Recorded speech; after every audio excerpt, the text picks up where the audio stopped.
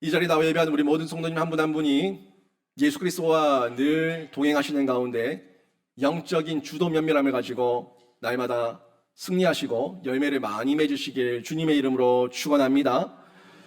주도 면밀이라는 단어를 해보셨고 들어보셨을 건데, 이 주도 면밀을 국어 사전을 통해서 살펴보게 되면 그 의미가 이렇게 나옵니다. 어떤 일을 준비할 때 여러 방면에서 살펴보고 빈틈이 없도록 하는 것이 주도 면밀이에요. 그러니까 어떤 일을, 행사를 추진한다고 했을 때 하나하나 꼼꼼하게 챙겨서 일을 하는 것, 이게 주도 면밀이에요. 저희도 예배 시간에 큐시트라는 게 있어요. 찬양은 몇 분하고, 기도가 몇 분이고, 성경 목록 몇 분이고, 설교가 몇 분이고, 뭐 이렇게 쭉 이어지는 큐시트. 그래서 전체 타임테이블, 러닝 타임이 몇 분이 나오는가, 이게 큐시트인데, 그때 조명은 어떻게 해야 되고, 마이크는 어떻게 해야 되고, 뭐 하나하나를 기록해 놓는 큐시트가 있습니다. 행사가 크면 클수록, 중요하면 중요할수록 그런 큐시트를 더 잘 활용해야 되는데, 그런 영역이 주도 면밀함이에요. 뭐 임직식을 하는데, 위임식을 하는데 뭐 알아서 되겠지, 이런 게 아니라 미리 계획하고 준비해서 우리 사람들도 한 마음이 되고 하나님께 영광이 되게끔 우리가 마음을 모으는 것, 연합하는 것, 이런 부분이 신앙적인 면에서도 충분히 드러나야 됩니다. 그냥 하나님께서 다 알아서 하시겠지, 하나님의 섭리 가운데, 하나님의 주도적인 권한 가운데 하나님께서 역사하시겠지, 이렇게 말하면서 하나님을 들먹이는데 아무것도 하지 않는 사람, 그 사람은 주도 면밀하지 못한 사람이에요. 하나님께서 분명히 역사하시고 섭리하시고 우리에게 계획하신 바를 이루시는데, 하나님께서 하시는 영역을 우리가 물어야 되고 우리가 알아야 되고, 또 우리가 묻고 알아가는 가운데 깨달아서 거기에 적극적으로 반응하는 게 충성된 종이에요. 그래서 하나님께서 달란트도 맡기시고 문화를 맡겼을 때 그 문화와 달란트를 수건에 싸서 땅에 묻어두는 자가 아니라 그걸 왜 주셨는지 알고 그분의 뜻과 의도를 깨달아서 열심히 선용할 수 있는 사람, 이 사람이 하나님께서 기뻐하시고 그런 자들에게 더 큰 것을 맡기신다고 성경은 우리에게 이미 전해주고 있습니다. 너무 따지고 확인하고 점검해서 그게 신앙이 없는 게 아니에요. 목사가 어떤 사역을 준비하고 목회 계획을 세우는데 뭐 이것도 챙기고 저것도 챙기고, 안수 집사에 챙겨주세요, 권사에 챙겨주세요, 전도에 챙겨주세요, 장로님들 챙겨주세요, 하나하나를 다 전화 통화를 하면서 손에 꼭꼭 쥐어줄 때, 그때 그런 목사를 보면서 참 우리 목사님 믿음이 없네, 믿음이 없어. 하나님께서 어차피 다 알아서 하실 건데 뭐 저런 것까지 다 확인하고 점검하고 따지고 저렇게 까다롭게 하냐, 그렇게 말할 사람이 있을까요? 그렇게 준비를 해도 우리는 연약해서 실수가 있어요. 또 그렇게 준비를 했는데 우리가 준비했던 것과 다르게 하나님께서 아주 다양한 방법으로 큰 은혜를 베풀어 주실 때도 있습니다. 하지만 다양한 방법으로 다르게 은혜를 베풀어 주신다고 하더라도 사람이 마음을 모으고 준비를 해야 돼요. 그래서 잠언 16장 9절에서는 사람이 마음으로 자기 길을 계획할지라도 그 걸음을 인도하시는 분은 여호와 하나님이시다라고 말씀하고 있는데, 물론 하나님께서 우리의 걸음걸음을 인도하시지만 그 계획 자체가 잘못된 건 아니에요. 혹여나 우리의 잘못된 계획이 있다면 하나님께서 수정해 주실 거고, 또 우리가 바른 계획을 하고 있다면 하나님께서 그것을 열매 맺게 하셔서 우리의 지경을 더욱더 확장시켜 주시는 큰 기쁨까지 우리가 누릴 수가 있습니다. 그래서 우리는 하나님께서 다 알아서 하시겠지라는 이런 허황된 말로 게으름과 나태함을 드러내면 안 됩니다. 이거는 말만 하나님이 다 알아서 하시겠지지, 진짜 본심은 게으른 거예요. 나태한 거예요. 아주 책임감 없고 의무감 없는 못난 사람들, 악한 종, 게으르고 악한 종, 성경적 표현으로 그렇게 평가할 수밖에 없는 겁니다. 그래서 신자는요, 내적으로든 외적으로든 모든 면에서 주도 면밀하게 준비할 수 있어야 돼요. 외적으로도 주도 면밀하게 준비를 해야 되지만 먼저 내적으로 하나님께서 원하시는 바가 뭔가 하는 부분을 잘 묻고 깨달아서 우리가 분별해야 되는데, 이게 영적 주도 면밀이에요. 영적 주도 면밀은 결국 하나님의 뜻을 묻는 겁니다. 하나님 맞습니까? 하나님 이 길이 맞습니까? 제가 가는 게 옳습니까? 계속 묻고 확인하고, 믿음이 없는 게 아니에요. 계속 묻고 확인하는 거예요. 제가 목회를 하는 중에 이 교회 오고 나서도 많이 물었어요. 하나님 여기가 맞습니까? 하나님 여기가 맞습니까? 하나님 이 사역을 하는 게 맞습니까? 여기까지 하는 게 맞습니까? 어디까지 해야 됩니까? 계속 물어요. 그게 제가 믿음이 없는 게 아니라 제가 연약한 자기 때문에 하나님께 묻는 거예요. 하나님께서 물으면 하나님께서 말씀하세요. 레마의 말씀도 주시고 사람을 보내셔서 동력자를 붙이셔서 위로하시기도 하고 격려하시기도 하고 그러면 제가 그걸 딱 잡는 거죠. 하나님 맞군요. 여기가 맞군요. 제가 헷갈렸는데 하나님 맞군요. 감사합니다. 제가 이 길 끝까지 걸어가겠습니다. 이런 마음 가운데 계속 이 마음의 신앙이 믿음이 점점 강화되어 나가는 거예요. 강화되어 나가는 것. 이게 우리 신앙 여정입니다. 그래서 우리는요 자신에게 주어진 환경, 상황 여러 가지 부분에서 주도 면밀하게 구체적으로 준비하고 묻고 또 내적으로 외적으로 여러 면에서 계속 점검하면서 지경을 넓혀 나가야 된다는 겁니다. 그때에 우리가 필요한 게 기도죠. 하나님께 기도를 하는데 이 기도는 하나님의 지혜와 지식을 구하는 거예요. 지혜와 지식을 구해서 하나님 뜻대로 살아가는 건데 이 모습을 저희가 다윗을 통해서 그대로 볼 수 있습니다. 다윗이 아주 주도 면밀해요. 지난주에 봤었던 내용과 오늘 봤었던 내용을 쭉 이어서 보면은 다윗이 굉장히 주도 면밀하게 하나하나를 점검하고 하나하나를 구체적으로 준비하고 있다는 것을 볼 수가 있습니다. 자기로서는 도대체가 이 사울, 이 세상에 있는 모습, 세상의 사람, 사울, 이 사람의 모습을, 이 사람의 본심을 헤아릴 수가 없는 거죠. 그러니까 나는 깨닫지 못하니까 하나님께 묻는 거예요. 하나님, 사울의 본심을 알게 하시고 피할 길을 주시고 알게 하시고 깨닫게 하시고 준비하게 하시고 이기게 하시고 하나님께 계속 물으면서 준비하고 있는 구체적으로 준비하고 있는 다윗의 모습을 지난주에 이어서 오늘 본문에서도 확인할 수가 있습니다. 오늘 저희가 읽었던 18절부터 23절까지 내용을 보게 되면 요나단과 다윗이 계속해서 작전을 세우고 있습니다. 지난주에는 언약을 맺고 서로 사랑하는 그 우정 가운데 하나님 앞에 맹세하고 있는 이런 모습이 나왔다면 그 맹세를 근거해서 하나님 앞에서 맹세하고 언약했던 그 내용을 토대로 그들이 둘이가 함께 작전을 세우고 있습니다. 그 작전의 내용이 18절에서 23절에 쭉 나왔던 내용인데 사흘 동안 다윗이 에셀 바위 곁에 숨어 있습니다. 그때 요나단이 사울의 본심을 알고 와서 에셀 바위 곁으로 와서 화살을 쏘는 거예요. 화살을 쏘고 사람 한 명을 보내서 소년 한 명을 보내서 화살을 주워와라 라고 시키는데 이쪽에 있다 저쪽에 있다 라고 말하면은 돌아와라 이 사인이에요. 암호죠. 암호. 구체적인 암호를 얘기하고 있는 거예요. 내가 소년을 보내서 소년이 여기저기 두리번 다니게 만들면은 돌아오라는 신호고 내가 소년에게 화살이 더 앞에 있다 저쪽에 있다 더 앞에 있다 더 앞으로 가라 이렇게 얘기하면은 너는 네 길을 가라. 하나님께서 너를 보내셨다라는 암호를 정한 거예요. 이게 구체적으로 그 내용과 작전과 암호까지 요나단과 다윗이 준비하고 있다는 것을 볼 수가 있습니다. 이런 모습을 보면서 요나단과 다윗이 서로를 못 믿네, 요나단과 다윗이 참 믿음이 없네 라고 말할 수가 없다는 거예요. 이들은요 구체적으로 준비를 할 수밖에 없어요. 왜냐하면 사울 자체가 너무 강교하고 간사하고 거기다가 치사하고 갑작스러워요. 조금 전까지 웃고 있다가 갑자기 악령이 팍 임하면은 창을 들어서 던지는 다혈질, 굉장히 이 성격 장애가 있는 사람이 사울이기 때문에 이 사울이 어떻게 급변할지 모르니까 구체적으로 준비를 할 수밖에 없다는 거죠. 세상이 그래요.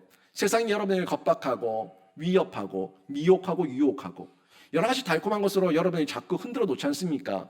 세상이 사울처럼 치사하게 갑작스럽게 강교하게 간사하게 자꾸 여러분을 공격해 대니까 여러분이 아주 치밀하게 주도 면밀하게 영적으로 내적으로 준비하고 있지 않으면 여러분이 거기에 당할 수밖에 없다는 거예요.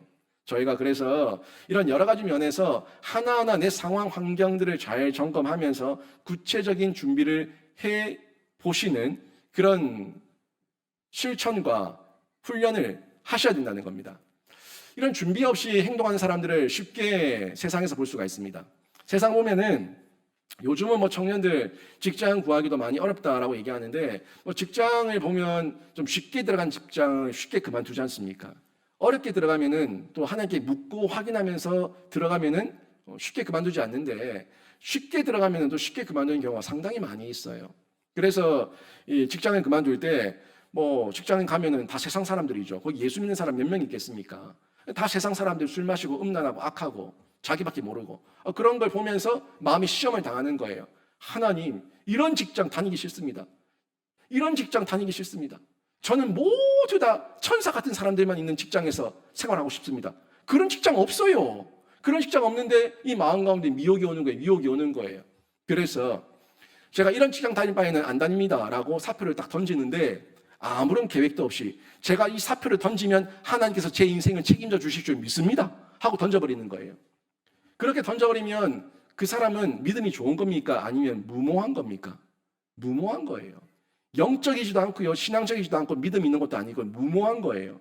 하나님 앞에서 이 직장을 왜 보내셨습니까? 이렇게 험악한 사람들, 음란한 사람들이, 악한 사람들이 많은데 저를 여기 보내신 이유가 뭡니까? 물어봐야죠. 확인해 봐야죠. 점검해 봐야죠. 그리고 하나님께서 사인을 주신다면 그 사인이 있을 때까지 기다려야죠.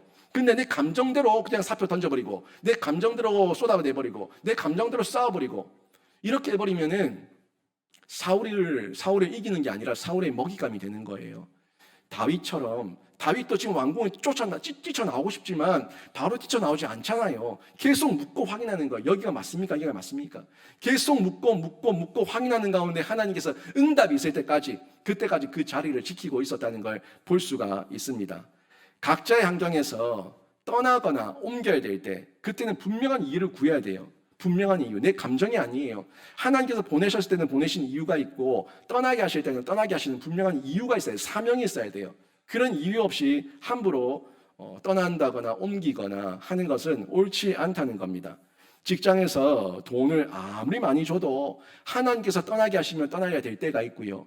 직장에서 아무리 돈을 안 주고 작게 줘도 떠나지 말고 버티고 견디게 하시면서 거기서 사명 감당하게 하신다면 그 사명 따라서 있어야 될 때도 있다는 거예요. 이 모든 건 핵심이 뭡니까? 돈이 아니라 하나님의 뜻이에요. 가장 중요한 거죠. 가장 중요한 게 하나님의 뜻을 따라서 행하고 옮기고 이동하고 행동하고 실천하는 것. 이런 부분을 우리가 준비하면서 지혜롭게 구해야 된다는 겁니다. 그래서 구체적으로 물어야 되고 준비해야 되는 거죠. 결혼도 마찬가지예요. 결혼도 그냥 내 감정 따라서 내 육신의 소욕에 따라서 내 눈에 보기 좋을 대로 쉽게 결혼해버리면 쉽게 헤어져요. 쉽게 결혼하는 게 아니라 물어야 돼요. 누구한테? 내 감정에게 묻지 말고 하나님께 물어야 돼요. 하나님께 묻고 이 사람이 맞습니까? 이 사람이 맞습니까? 끊임없이 묻고 내가 이 사람을 만나는 이유가 나의 행복 때문입니까? 아니면 하나님 나라를 위한 거룩입니까? 이걸 물어야 돼요. 여러분, 결혼의 목적은 나 행복하기 위해서가 아닙니다. 그러면은 금방 불행해져요. 결혼의 목적은 행복이 아니라 거룩이에요. 하나님 나라를 위한 거룩이에요. 내가 결혼을 통해서 연단받는 가운데 내가 더 성장하고 내가 이 돕는 배필을 통해서 더 위로받고 또 위로해주고 서로 간에 버팀목이 되어주고 함께 거룩해지는 거예요. 함께 다듬어지는 거예요. 함께 성장하는 거예요. 결혼을 통해서 부부가 만나서 서로가 다른데 그 다른 관계 속에서 얼마나 많이 부딪히겠습니까? 서로 깎이고 서로 이 부딪히는 가운데 서로 다듬어져서 서로가 둘 다 예수 안에 있으면은 함께 거룩해지는 거예요. 거룩해지면 예수 안에 있는 행복이 진짜 참된 행복인 걸 그제서야 함께 가정 예배 드리면서 깨닫게 되는 거죠. 이게 결혼의 목적이에요. 그래서 우리가 모든 만남과 모든 상황 가운데서 쉽게 만나고 쉽게 헤어지고 또 쉽게 들어갔다가 쉽게 나오고 이런 쉽게 하는 내 감정과 내 본능을 버리고 하나님 앞에서 영적으로 주도 면밀하게 여기가 맞습니까? 이 사람이 맞습니까? 늘 묻고 확인해서 하나님의 뜻대로 순종해야 되는데 다윗이 지금 구체적인 준비를 통해서 구체적으로 하나님께 묻고 있는 겁니다. 이렇게 물었을 때에 하나님께서 구체적인 확인을 해주시고 응답을 해주시는 거죠. 오늘 본문 보십시오. 24절부터 29절 말씀을 보면은 다윗과 요나단이 그동안 세웠던 그 작전과 암호들 여러 가지 계획들을 하나하나 실행합니다. 24절부터 29절 말씀인데 여기 실행하니까 역시 다윗의 계획 그대로였어요. 다윗이 숨어있는 중에 요나단 혼자 왕궁으로 돌아갔더니 사울이 요나단에게 묻는 거예요. 다윗이 어디 있냐? 다윗의 소식을 물어요. 물으니까 요나단은 다윗이 시킨 대로 제사를 지내기 위해서 베들레헴 매년제를 드리기 위해서 자기 고향으로 돌아갔습니다 라고 말했어요. 그렇게 말을 했더니 사울이 어떻게 반응을 합니까? 이 사울의 반응을 보니까 사울의 본심이 바로 느껴지지 않습니까? 사울의 반응 보세요. 30절입니다. 사울이 요나단에게 화를 내며 그에게 이르되 패역 무도한 계집의 소생아, 네가 이새의 아들을 택한 것이 내 수치와 내 어미의 벌거벗은 수치됨을 내가 어찌 알지 못하랴. 굉장히 강한 어조로 말하고 있는 걸 볼 수가 있습니다. 사울이 자기 아들에게 하는 얘기예요. 자기 아들에게 패역 무도한 계집의 소생아. 한마디로 아들을 완전히 깔아뭉개는 소리고 아들의 엄마였던 자신의 아내까지도 완전히 깔아뭉개는 내용입니다. 함께 싸잡아서 그 모자를 모욕하고 있습니다. 요즘식으로 여러분에게 이런 이야기를 한다면 여러분 어떻게 듣겠습니까? 여러분 아내에게 이 계집이라는 얘기를 할 수가 있겠습니까? 여러분 자식들에게 이런 부모, 엄마를 욕하는 얘기를 할 수가 있겠습니까? 상상할 수가 없는 그런 얘기를 지금 요나단에게 사울이 쏟아내고 있다는 거예요. 우리 사실 일상 가운데서 조금만 남편이, 아내가 비교를 해도 굉장히 싫어하지 않습니까? 당신 닮아서 애가 이 모양이다. 당신 닮아서 애가 이렇게 성격이 더럽다. 당신 닮아서 돌대가리다. 당신을 닮아서 하는 게 똑바로 하는 게 아무것도 없다. 당신 닮아서 성질도 더럽고 기질도 더럽고 아무튼 엉망진창이다 라고 얘기하면은 기분 좋을 사람 누가 있어요? 나만 닮았냐고. 나만 닮았냐고. 그 밭에 씨가 뿌려졌으니까 작물이 자란 건데, 아니 밭만 탓하고 씨만 탓하면 어떡하냐고요. 다 자기 탓은 없어. 다 남만 탓하고 있는 거예요. 아무런 영양가 없는 이야기를 통해서 서로에게 상처를 줄 때가 얼마나 많이 있습니까? 거기다가 역시 이 사울이 이런 말을 통해서 자기가 드러내고 있는 거는 사울, 내 탓은 하나도 없고 네 엄마 탓이고 네 탓이다. 이렇게 말하고 있는 거예요. 정말 다윗이 지금 이렇게 도망자의 신세가 되고 사울을 피하는 게 요나단 때문입니까? 요나단의 엄마 때문이에요? 누구 때문이에요? 사울 자기 때문이에요. 자기 잘못이 있어요, 없어요? 말하는 거에는 없어요. 가만히 있던 요나단을 탓하고 요나단 엄마까지 끄집고 와서 욕을 해대는 겁니다. 31절 또 보세요. 이새 아들이 땅에 사는 동안은 너와 내 나라가 든든히 서지 못하리라. 그런즉 이제 사람을 보내어 그를 내게로 끌어오라. 그는 죽어야 할 자이니라 한지라. 지금 여기 말을 보니까 결국에 본심이 다 드러나는데 사울은 또 자기가 서지 못하고 나라가 서지 못하는 게 누구 탓이에요? 이새의 아들 탓이다 라고 얘기하고 있어요. 다윗 탓하고 요나단 탓하고 요나단 엄마 탓하고 다 주변 사람들을 탓하고 있는데 자기의 문제는 아무것도 없다는 거예요. 내 안에 들보는 보지 못하고 상대방의 티만 보면서 저것 때문에 말하고 있는 이 어리석은 사울의 모습을 저희가 세상에서도 쉽게 볼 수가 있다는 겁니다. 지금 당장 다윗 때려라고, 그는 죽어야 될 자라고, 내가 죽이겠다고 말하고 있는 겁니다. 이새 아들은 죽어야 될 자가 아니라 이새 아들은 예수 그리스도의 조상이 될 자입니다. 다윗이에요, 바로. 이새 아들은 다윗을 얘기하고 있고 예수 그리스도의 조상이 될 자인데, 예수 그리스도의 조상이 될 자가 죽일 이유가 됩니까? 죽일 이유가 되지 않아요. 그런데 그 이새 아들 때문에 요나단 네가 망한다. 그걸 왜 모르냐라고 다그치면서 그 때문에 이새 아들 때문에 그 탓을 다윗에게 다 몽땅 돌리고 있는 사울의 이 못난 모습을 볼 수가 있습니다. 이새 아들이 문제라는 거예요. 이 나라가 엉망이 된 것, 이 나라가 망하는 것, 너와 내가 죽는 것, 그 다 이새 아들 때문이다. 아니요. 이새 아들 때문이 아니라 이새 아들이 지금 곁에 있어야지 사울이 살아요. 이새 아들이 있어야지 우리 인류가 살아요. 우리가 그 가운데서 구원을 얻고 생명을 얻고 다시금 일어설 수가 있어요. 하나님께서 왜 이새 아들을 사울 곁에 붙였겠습니까? 사울을 죽이기 위해서가 아니라 사울을 살리기 위해서예요. 근데 사울이 이새 아들을 배척하는 거예요. 이새 아들 미워하는 거예요. 왜요? 자기보다 잘났으니까, 자기보다 똑똑하니까, 자기보다 용맹하니까, 자기보다 뛰어나니까 그냥 미워하는 거예요. 죽일 이유가 전혀 없습니다. 우리보다 뛰어난 예수가 계셨기 때문에 우리가 예수를 통해서 살았고, 우리보다 뛰어난 예수 그리스도께서 계셔야지만 우리가 구원을 얻을 수가 있다는 이런 생각, 사고의 전환이 일어나야 되는데, 그런 사고를 전환시키지 않는 거예요. 계속 말하는 거는 이세 아들 때문에 우리 나라가 망하고 너와 내가 죽는다 라고만 얘기한다는 겁니다. 여러분, 이세 아들이 문제가 아니라 내가 문제예요. 내가 문제예요. 옆집의 아이가 공부를 잘하는데 저 아이 때문에 우리 아이가 공부 못한다. 이게 말이 됩니까? 옆집의 아이가 우리 아이와 같은 반인데 옆집의 아이가 공부를 잘하니까 우리 아이가 등수 한 등수 밑에 있다. 저 옆집의 아이가 명문대학을 가니까 우리 아이가 명문대학을 못 갔다 라고 말하는 게 말이 됩니까?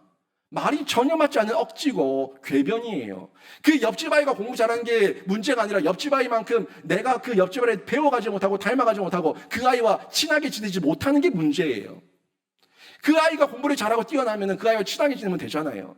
친하게 지내면 그 아이로부터 배울 거 아닙니까? 익힐 거 아닙니까? 나도 얻을 거 아니에요. 근데 얻고 배우지는 못하고 늘 마음 가운데 저 아이 때문에 내가 등수가 한 등수 밑이야.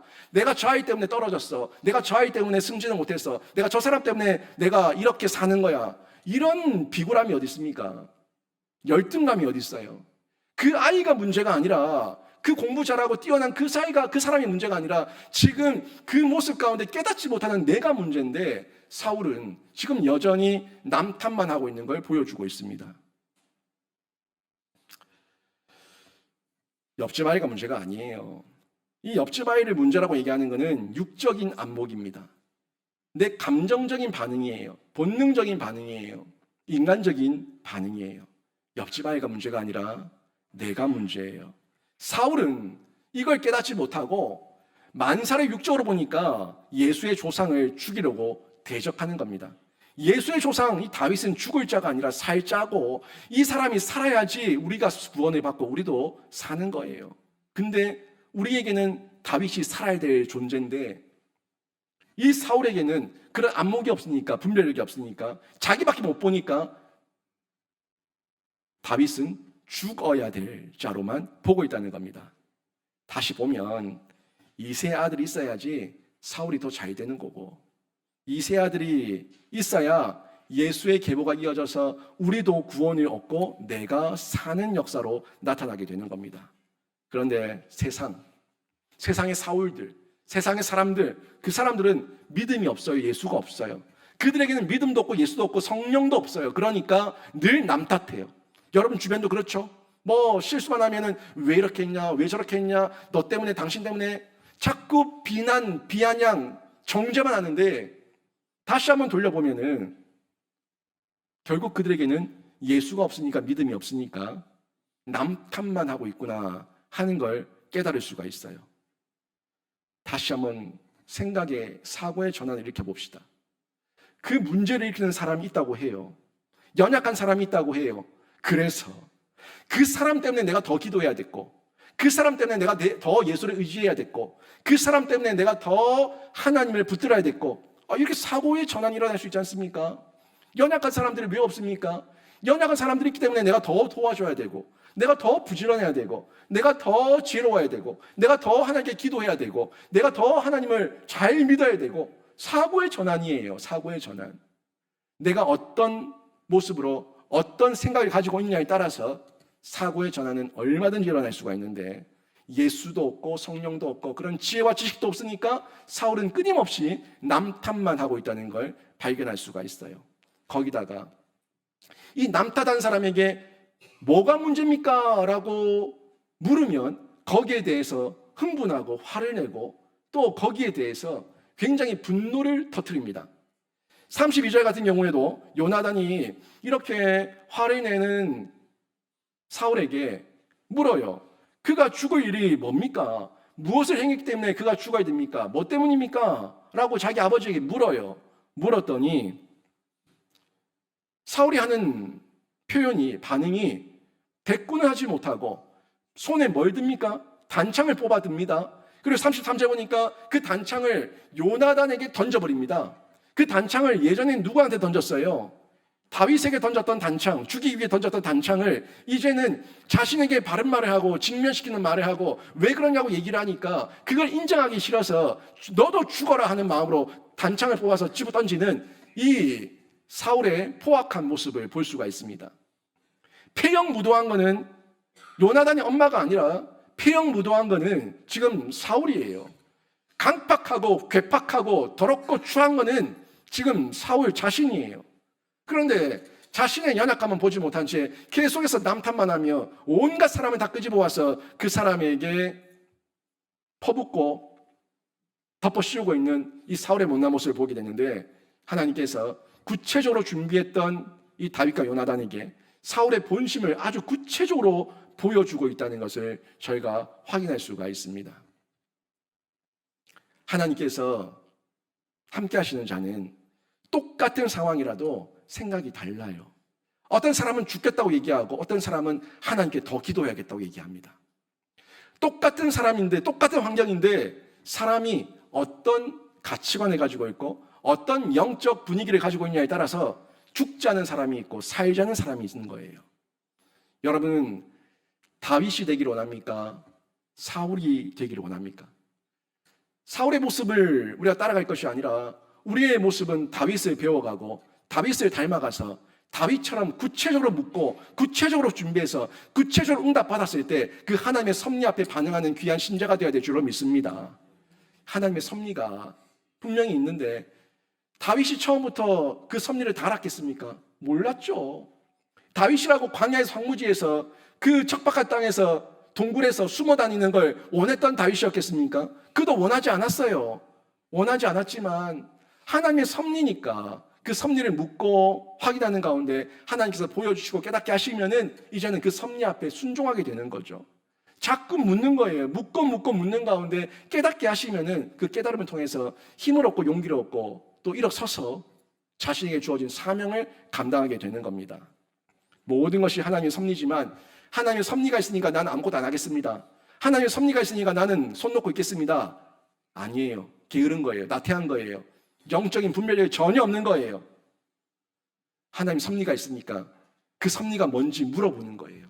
확인하는 거예요. 그리고 깨달았을 때에 비록 내 마음과 내 생각과 다르다고 할지라도 하나님 앞에 순종하는 거예요. 의지적으로 순종하는 거예요. 그게 진짜 지혜로운 하나님의 백성의 모습이에요. 물론 인간이라서 내 마음과 내 계획대로 되지 않았을 때 절망이 몰려올 수 있습니다. 슬픔이 몰려올 수 있습니다. 분노와 이 아픔이 마구마구 솟구칠 수도 있습니다. 하지만 그 모든 현실된 상황 가운데서 우리가 이길 수 있는 지혜, 또 이길 수 있는 능력은 구체적으로 준비하며 기도한 사람에게는 분명히 다시금 주어집니다. 시간은 좀 필요할지 모르겠지만 다시금 하나님께서 어루만지시고 보듬으셔서 일어서게 하신다고요. 요나단이 자기 아빠 사울이 이럴 줄 몰랐거든요. 정말 몰랐거든요. 계속 변호했잖아요. 우리 아빠는 그럴 사람이 아니다. 다윗에게 계속 우리 아빠는 그럴 사람이 아니다. 계속 변호를 했는데 정말 사울의 변호해보고 지금 당해보니까 다윗의 말이 다 맞는 거예요.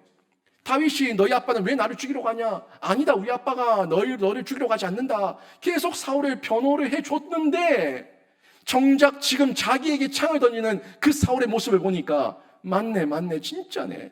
다윗의 그 염려가 사실이었네. 하늘을 깨닫게 된 거예요. 이때에 요나단의 그 실망과 절망과 좌절이 얼마나 컸겠어요. 다윗에게는 부끄럽고 아빠에게는 실망스럽고 정말 나에게 자랑스러운 아빠였으면 좋겠는데 왜 아빠는 이것밖에 안 됩니까? 라는 그 좌절과 절망이 얼마나 그 요나단의 마음을 짓누렀겠습니까? 그 마음이 아픈 거예요. 그 가운데서 요나단이 그 분노를 표출합니다. 34절 보세요. 34절 보니까 요나단이 그 절망과 분노를 표출하는 방식이 그 식탁의 자리를 박차고 나옵니다. 성경에 보니까 요나단이 심히 노하여, 누구한테 노했겠어요? 요나단이 사울에게 노한 거예요. 아빠 정말 그럴 줄 몰랐습니다. 아빠 정말 실망입니다. 그렇게 분노하며 노하면서 절망한 가운데 뛰쳐나온 거예요. 자기 생각과 전혀 맞지 않았죠. 요나단이 그리고 자기 아빠에게는 절망하고 분노하고 다윗을 위해서는 슬퍼합니다. 둘째 날 먹지도 않고 금식하면서 다윗 때문에 너무너무 아파하고 슬퍼하는 슬픔을 가지고 있는 거예요. 요나단 이 한 사람이 사울에게는 분노, 다윗에게는 슬픔, 이런 감정이 막 올라오는 거죠. 이 가운데서 요나단도 하나님의 섭리를 인정하고 다윗을 보내주기로 결정합니다. 다윗도 요나단의 이야기를 듣고 나서 함께 부둥켜 안고 한참을 울었지만 결국 이것 또한 하나님의 섭리라는 걸 인정하게 되고 하나님 말씀 앞에 순종하며 자기의 길을 각자가 걸어가게 됩니다. 이 과정을 통해서 요나단도 다윗도 마찬가지예요. 철저하게 깨달은 게 뭐겠습니까? 철저하게 깨달은 거, 사람은 믿음의 대상이 아니다. 사람은 믿음의 대상이 아니다. 우리에게 믿을 대상은, 완전하게 철저하게 완벽하게 믿을 대상은 예수 그리스도 하나님밖에 없다 하는 걸 요나단도 다윗도 이 시간을 통해서 깨닫게 된 거예요. 이 사실을 깨닫는 가운데 요나단도 잘하고 다윗도 잘하는 기쁨을 누리게 됩니다. 성경을 보세요. 성경의 위대한 그 시대의 획을 그었던 인물들, 그 인물들은 하나같이 당금질이 있었어요. 연단이 있었어요. 훈련이 있었어요. 고난이 있었어요. 꽃길만 걷다가 꽃길에서 왕궁에서 아주 편안하게 쓰임받은 그런 위대한 인물은 한 명도 없습니다. 하나같이 하나님 앞에 당금질을 당하고 훈련을 받은 이후에 하나님께서 원하시는 뜻과 계획과 그 섭리를 깨달아서 하나님 앞에 헌신하는 하나님의 일꾼이 되는 거예요. 제가 영신교회에 와서 이런 요나단처럼 절망, 분노, 슬픔, 아픔 다 느껴봤어요. 사람이 자기 마음으로 자기 길을 계획할지라도 그 걸음을 인도하시는 분은 여호와 하나님이신데 이것도 제가 뼈저리게 느꼈어요. 사람이 계획한 목회의 방향대로 흘러가지 않습니다. 그런데 더 선한 방법으로 하나님께서 섭리하시는 걸 깨달았어요. 내 방법대로 내 방식대로 목회가 이어지지 않았고 그 순간순간 분노도 하고 좌절도 하고 실망도 하고 슬픔도 느껴봤지만 내 방법대로 되지 않지만 하나님께서 더 크고 놀라운 계획을 준비하셔서 하나님의 섭리 가운데 목회를 직접 이끌고 계신다는 것을 경험했습니다. 하나님께서 저를 연단시키신 과정이었어요. 당금질하신 과정이었어요. 저 또한 이런 영신교회 목회지를 생각한 적이 한 번도 없었고 여기에 와서도 끊임없이 물었어요. 하나님 여기 맞습니까? 여기 맞습니까? 저희가 있어야 됩니까? 떠나야 됩니까? 끊임없이 물었어요. 그때마다 하나님께서 저에게 레마의 말씀을 주시고 그때마다 생각지도 못했던 사람들을 보내셔서 위로하시고 그때마다 하나님께서 저에게 격려하시며 위로하시는 놀라운 사랑의 손길 가운데 그 섭리를 인정할 수밖에 없게 하시더라고요. 목회 네가 하는 거 아니다. 내가 한다. 너는 도구고 청지기이고 나의 뜻을 묻는 사람 목자일 뿐이다 하는 걸 저에게 깨닫게 해주셨어요. 나의 길 오직 그가 아시나니 나를 단련하신 후에 정금같이 순금같이 나오게 하신다는 그 욥의 고백이 저의 고백이에요. 당금질 받은 만큼, 연단 받은 만큼, 단련된 만큼 하나님께서 사용하시고 더 강해졌으니까 당금질을 받으면 받을수록 그 금과 철은 강해지거든요. 강해진 만큼 그 강도에 맞게 하나님께서 쓰고 있다는 겁니다.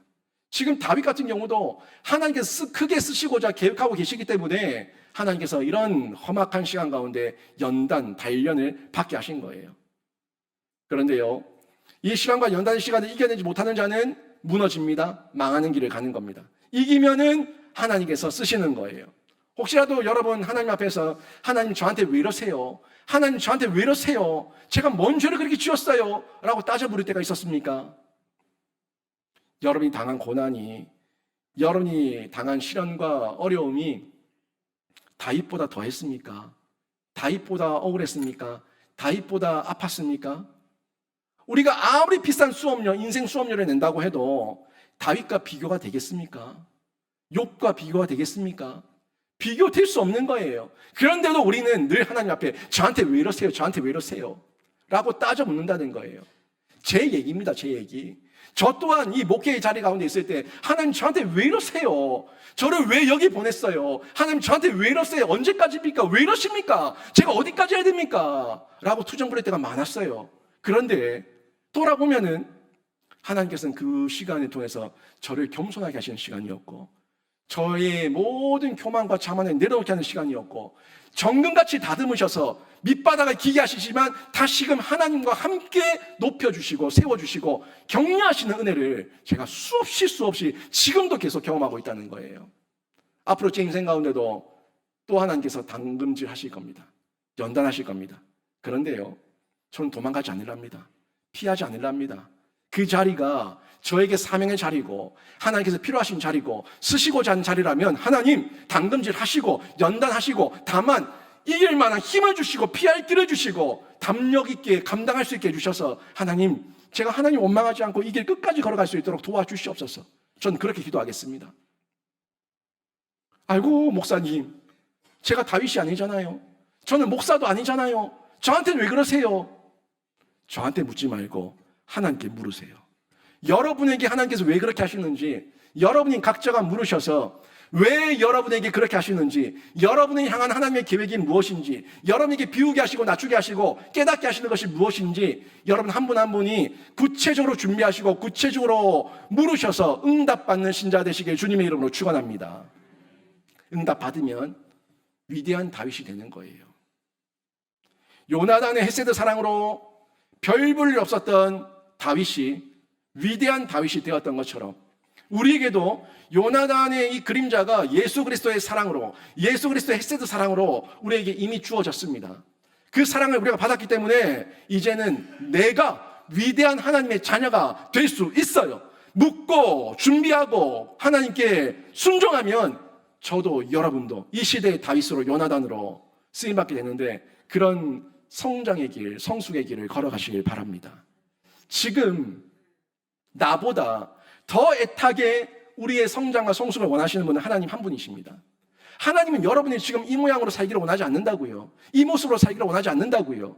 하나님은 여러분이 성장하기를 원하시고 성숙하기를 원하십니다. 애타게 원하십니다. 저도 여러분이 자라기를 원합니다. 성숙하기를 원합니다. 그런데요, 기도하지 않고 깨닫지 못하고 자라가지 않으면 도리어 망하는 길을 갈 수밖에 없어요. 인간은 기본적으로 가만히 내버려두면 지옥 가는 길을 걷게 돼 있습니다. 그래서 지옥 가는 길 기본적으로 걷지 말라고, 돌아오라고, 회개하라고 계속해서 두들기시는 게 양육 교육 훈련이고 설교의 자리고 은혜의 방편의 그 자리입니다. 그 자리를 지키고 있을 때, 교회 공동체에 머물고 있을 때 하나님께서 성경과 성령을 통해서 분별하게 하시고 깨닫게 해주시는 거예요. 우리 하나님께서 여러 상황, 환경, 여러분에게 지금 척박한 환경, 어려운 환경, 여러 가지 고난과 걱정, 근심, 우연이 아닙니다.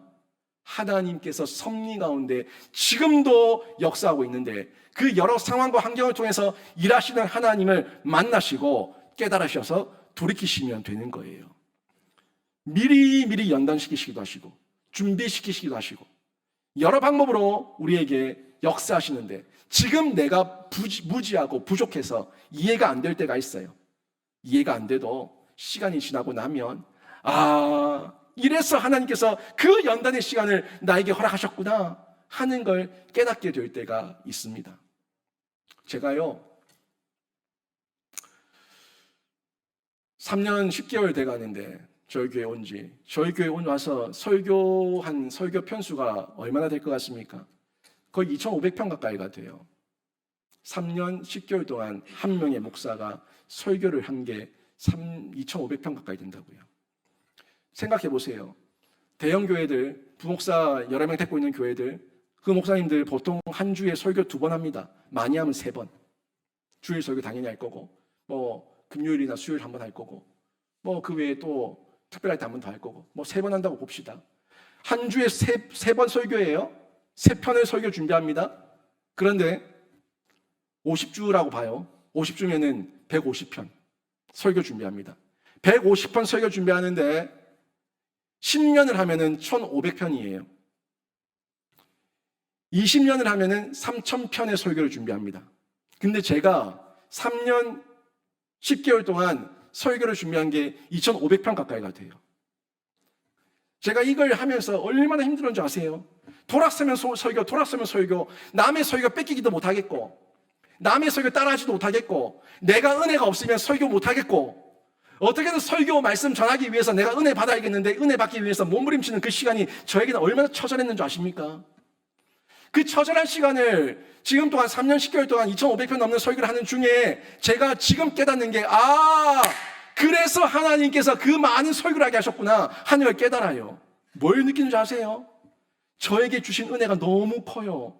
성경을 보는 눈이 완전히 확 띄었어요. 성경을 신약 구약을 오가면서 통전적으로 보게 하시는데 이 성경 말씀에 대한 이해와 그 보폭과 그 넓이와 높이와 깊이와 길이가 얼마나 넓은지 깊은지 이로 말할 수가 없는 감격을 저한테 주시는 거예요.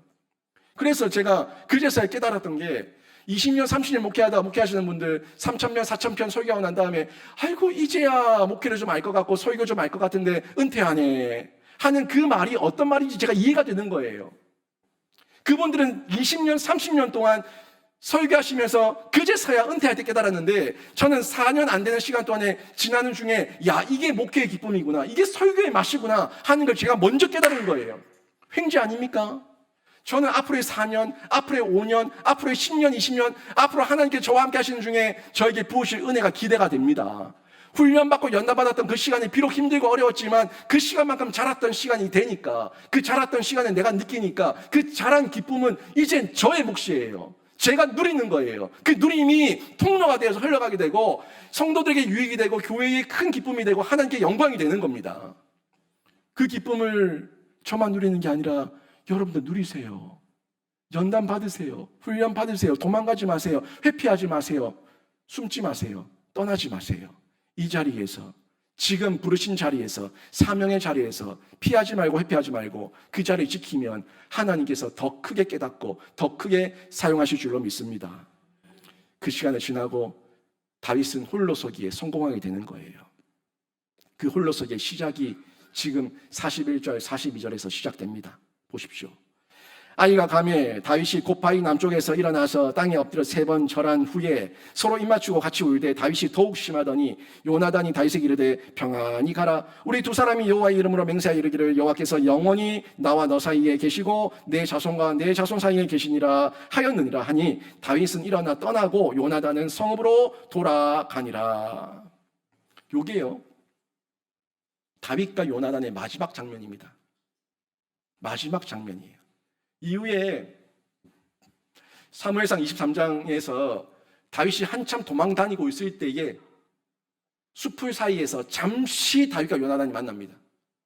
잠시 만나는 그 잠시 말고 다윗과 요나단이 이렇게 언약하며 맹세하며 사랑의 우정을 나눌 수 있었던 장면은 마지막이에요. 껴안고 울었던 이 장면, 마지막 장면이에요. 이 마지막 장면 이후에 둘은 각자의 사명의 자리로 돌아갑니다. 다윗은 광야의 길로 걸어가고 요나단은 성읍으로 돌아갑니다. 근데 요나단이 사울 곁 성읍으로 돌아간 거는 미갈과는 달라요. 미갈은 공주라고 하는 신분을 지키기 위해서 성읍에 머물렀지만 요나단은 사울 곁으로 돌아가는 게 사명 감당하기 위해서 돌아가는 거예요. 여전히 포기하지 않으시고 사울이 돌아오기를 원하시는 하나님께서 사울 곁에 남겨놓은 마지막 회개의 통로, 돌이킴의 통로가 요나단이에요. 요나단이 그의 사명이었어요. 사울 곁을 지키는 것, 사울 곁에서 사울이 돌이킬 수 있도록 도와주는 역할, 이게 마지막 요나단에게 주어진 사명이었고 다윗은 이제 왕이 되기 위한 준비 과정을 거치기 위해서 광야 학교로 입학하게 됩니다. 각자의 길을 사명 따라서 걸어가게 된 겁니다. 둘은 헤어졌지만, 다윗은 떠났지만 그 떠남에는 이유가 있었고 사명이 있었습니다. 둘은 헤어졌지만 헤어짐에는 분명한 사명이라고 하는 이유가 있었습니다. 사명 없이 헤어지는 거 인간의 감정이에요. 사명 없이 떠나는 거 인간의 욕심이에요. 사명 따라 움직이고 사명 따라 머무는 거예요. 영신교회에 저를 보내셨을 때 제가 하나님께 끊임없이 물었어요. 우연은 아닐 텐데, 하나님 저 여기 왜 보내셨습니까? 제가 여기서 뭘 하면 됩니까? 그 묻는 과정 중에 또 저 혼자 일어나는 감정, 교회 정상화시키고 리모델링까지 다 끝냈으면 됐다, 내 할 만큼 했다. 또 아니라는 거예요. 하나님 또 아니라는 거예요. 끊임없이 물었어요. 끊임없이 확인했어요. 구체적으로 물었어요. 구체적으로 확인했어요. 구체적으로 하나님께서 말씀해 주셨어요. 그리고 여전히 저에게 끝이 아니라 또 다른 시작을 저를 통해서 일하시겠다고 말씀하시고, 또 다른 시작을 준비하시겠다고 말씀하시고, 여전히 너와 나의 언약은 유효하다고 말씀하시는 거예요. 여전히 저에게 베푸셨던 헷세대의 사랑은 유효하다고 말씀하고 있는 거예요. 그 하나님의 사랑과 하나님의 언약의 근거에서 우리가 부름받고 우리의 각자의 자리를 지키고 있다면, 그 자리는 비록 조금 힘들더라도 사명의 자리고 하나님께서 기뻐하시는 교회의 일원된 자리임을 여러분 잊지 마시고 꼭 기억하시길 바랍니다. 사람에게 가장 좋은 길은요, 내 마음대로 하는 게 아닙니다. 내 하고 싶은 대로 하는 게 아니에요. 언약 안에서 하나님의 언약을 깨달아서 언약 안에 순종하는 게 가장 좋은 길이에요. 그 언약 아래서 내가 버려야 될 것이 있고 내가 포기해야 될 것이 있다고 하더라도 그게 언약 아래서 하나님께서 말씀하시는 섭리라면, 내가 미처 생각하지 못했지만 이게 섭리라면 하나님 그 길 제가 순종하고 걷겠습니다 라고 반응하는 것, 이게 가장 좋은 길입니다. 여러분, 우리의 얄팍한 경험과 지식으로 모든 걸 다 이해할 수 없습니다. 인간이 아무리 주도 면밀하게 내적으로 외적으로 준비한다고 해도 가장 주도 면밀한 그 하나님의 섭리를 어떻게 다 알 수가 있겠습니까? 하나님의 그 주도 면밀하시면 우리가 따라갈 수가 없어요. 그건 섭리예요, 섭리. 우리의 영역 가운데 감춰진 부분이 너무나 많아요. 그래서 우리가 구체적으로 준비하며 구체적으로 하나님의 응답을 받아야 되는데, 그게 기도의 자리고 성경과 성령을 통해서 우리에게 주어지는 은혜라는 겁니다. 성경과 성령으로 분별하십시오. 여러분의 감정 따라 분별하지 마시고, 감정 따라 휘둘리지 마시고 하나님께 구체적으로 물으십시오. 이게 영적 주도 면밀함이에요. 이 영적 주도 면밀함을 여러분이 가지셔서 여러분 생각대로 안 되더라도 조금 더디더라도 괜찮아요. 더뎌도 괜찮습니다. 조금 늦게 가도 괜찮습니다. 조금 돌아가도 괜찮습니다. 더디더라도 하나님 앞에서 먼저 기도하고 묻고 확인하신 다음에 하나님께서 보내신 자리가 맞다면 그 자리에 목숨 걸고 뛰어드셔서 뺀질뺀질 뒤로 물러서는 그런 어리석은 자 되지 마시고, 구경꾼 되지 마시고 하나님 앞에 마음껏 쓰임받는 영적 실력자로 실력을 키워가시고 영적 실력자로 칭찬받으시기를 주님의 이름으로 축원합니다. 오늘 말씀 정리합니다. 구체적 준비가 믿음이에요. 구체적으로 준비하는 건 믿음이 없어서 그러는 거 아닙니다. 믿음이 있기 때문에 구체적으로 준비하는 거예요. 구체적으로 내가 해야 될 본분을 찾는 거예요. 구체적으로 하나님 앞에 확인하는 거예요. 기도하는 거예요. 그리고 응답 받았을 때 내 생각과 내 뜻과 조금 다르더라도 하나님의 섭리면 아멘, 제 생각 다르지만 하나님의 섭리에 순종하겠습니다 하는 그 순종으로 반응하는 것, 이게 영적 주도 면밀함을 가진 신자인데, 성경과 성령으로 날마다 이 영적 주도 면밀함을 소유하시고 누리시고 또 쓰임받는 신자로 계속해서 살아가시고 일꾼 되어 주시길 주님의 이름으로 축원합니다. 아멘.